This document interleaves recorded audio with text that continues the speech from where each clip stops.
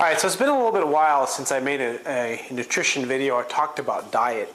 I have a fair amount of knowledge and experience with diet and nutrition. I do help people lose weight. I do coach people with nutrition. I have different approaches with different people.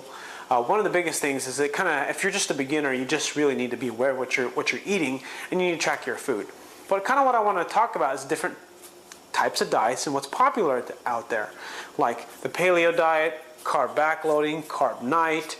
What else? Low carbs, like carb nite is a low carb diet, but Atkins and stuff that's similar. Paleo, low carb paleo.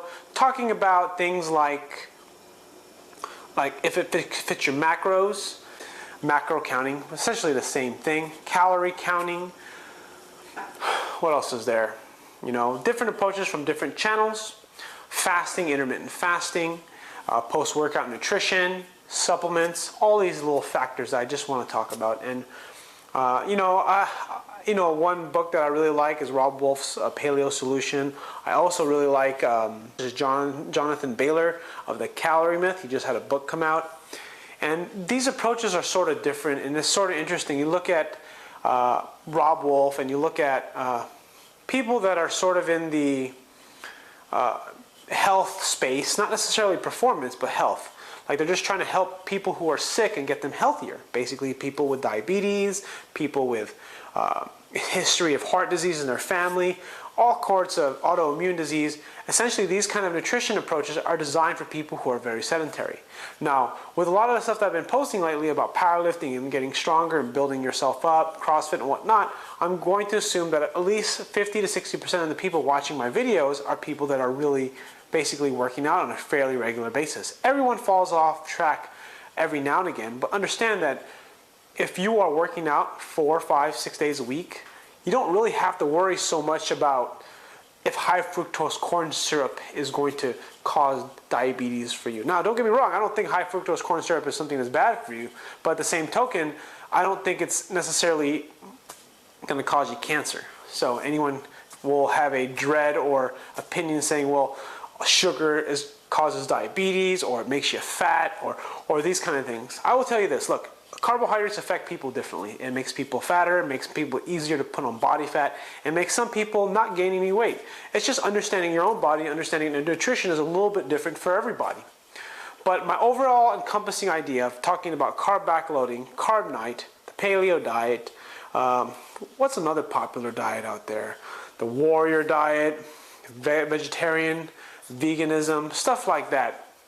These nutrition approaches, even though I've mentioned a bunch of them, is that I really think when it comes to weight loss, like the Atkins diet, South Beach diet, Zone diet, all these diets, these nutrition programs are really designed to kind of help you eat less calories, eat less food. So whether you're tracking your calories or not, or if you're counting macros, or you're following some sort of method of eating low carb and eating high carbs in the day, I truly am sort of in the camp or in the bias that most of your nutrition is going to be, or most of your weight loss, I should say, will be calorie based. Now, understand, it's going to be calorie based, not so much like the type of macros. Now, I'm a big believer in long-term fitness and long-term health, so really what you should be focused on is having whole foods, foods that are not processed, foods like foods that you cook at home or you get from good sources that are lean proteins, healthy fats, or just fats in general, a mixture of saturated, unsaturated, monosaturated, saturated fats, and unsaturated fats, all that kind of stuff, getting a mixture of all these foods in your diet, because the human body is designed to tolerate a lot of different things. If you're working out and you're taking care of your body and you're getting vegetables and you're getting all the micronutrients you need, eating junk food like having a donut or having a little bit of alcohol, it's not going to destroy your system because you're taking care of yourself. If you're sedentary and you have difficulty making time to exercise, and you have a history of falling off track and going on days or weeks without working out, then it's sort of like controlling your carbs. It's going to be pretty important. I don't think anyone who is not working out on a regular basis should be eating a whole lot of carbohydrates. Now, is there anything bad about carbohydrates? I really think it's individual, like I said earlier, but the thing to understand is that like carb backloading, carb nite, and these kinds of diets, I've tried a lot of different diets. Intermittent fasting is that you have to understand that, a lot of these things really affect your caloric consumption. Now, is it that your timing of nutrition that makes you perform better and cause you to lose body fat and gain muscle? Or is it simply that you're eating more healthier and you're manipulating when and what you eat as well as tracking your macronutrients that's actually causing you to eat less and causing you to lose fat? Which one is it? If you were to compare both, remember, this is your experiment on yourself. This is your body, and this is your diet. And essentially, you need to find a nutrition program that's going to work specifically for you, that fits within your lifestyle. And whether you're like more of, I like carb backloading, or I like the paleo diet, or I believe in veganism or vegetarianism, you got to find what fits appropriate for you, but understand that it's really you that matters. And it's finding the right kind of mix of things. There's not any amount of supplements that's going to really make up those holes, because it's not going to be something you can sustain for an extended period of time. Maybe a month, maybe a few months, maybe a year, but not for your whole life. You need to be able to have a good mixture of all types of foods, and you need to make sure that you are following an approach that works for you.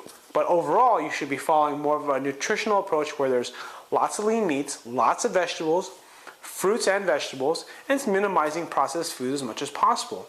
Grains, I think, are fine for most people as long as you're physically active. If you're inactive, which I assume you're not, I think grains are fine. But if you're inactive, I don't see any reason why you should be eating a bunch of carbohydrates. And more specifically, why does carbohydrates sound like I'm demonizing it just a little bit? I'm demonizing a little bit because in my opinion, in my experience, carbohydrates affect how much you eat. They cause you to want to eat more food.